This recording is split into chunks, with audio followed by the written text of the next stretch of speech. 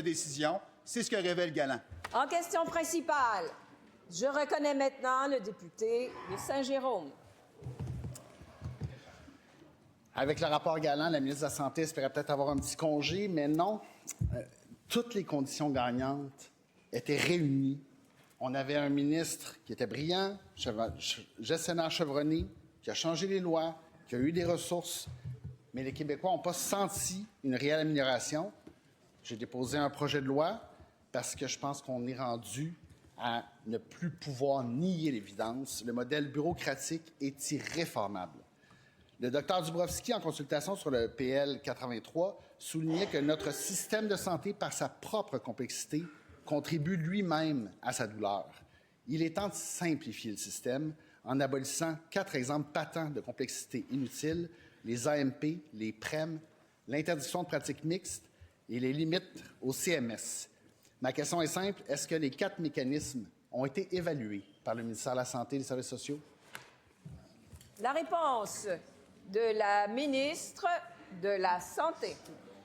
Oui, alors, Madame la Présidente, très contente d'avoir cette question du député de Saint-Jérôme, qui est mon voisin. On a l'occasion de travailler ensemble, d'ailleurs, régulièrement dans la belle région des Laurentides. Alors, bien contente d'avoir une question, oui, effectivement, en lien avec SAC-CLIC et tous les autres sujets. Je pense que c'est important de garder le système de santé dans les priorités. C'est une priorité pour notre gouvernement, c'est une priorité pour les Québécois, les Québécoises. Je ne peux pas faire autrement, Madame la Présidente, de rappeler quand même gentiment et amicalement à mon collègue de Saint-Jérôme qu'il a été adjoint parlementaire dans les dernières années et il a vu comment, en fait, ça a été compliqué pour lui, en tout respect, de faire avancer certains dossiers, certains projets.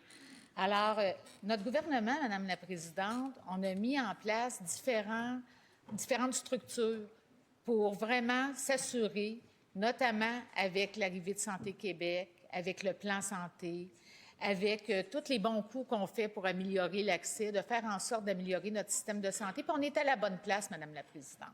Première complémentaire.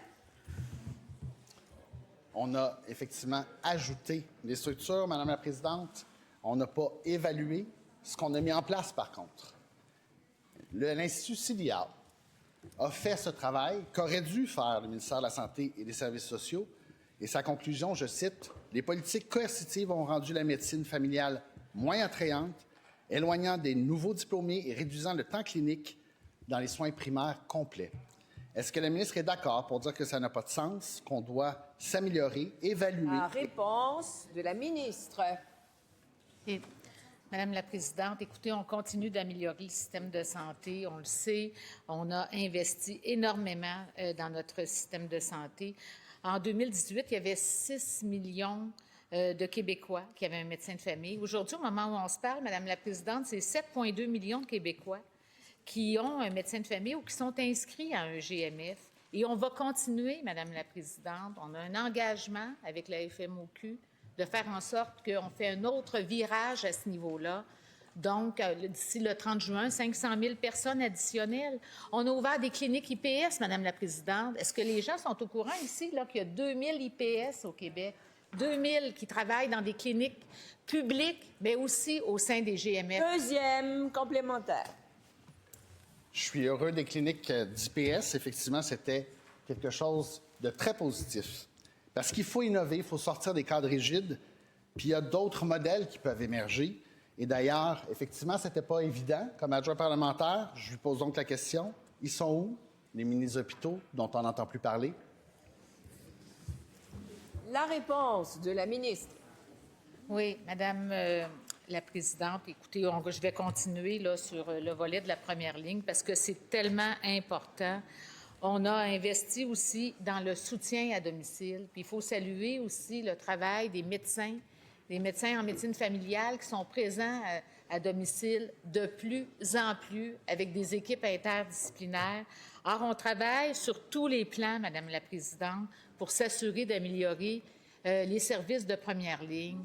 Alors, on continue de structurer ce qu'on a à faire, Madame la Présidente, et on est confiant qu'avec l'entente qu'on a eue avec la FMOQ, on va être encore au rendez-vous pour les Québécois, Québécoises. Alors, on construit sur nos modèles de GMS. Question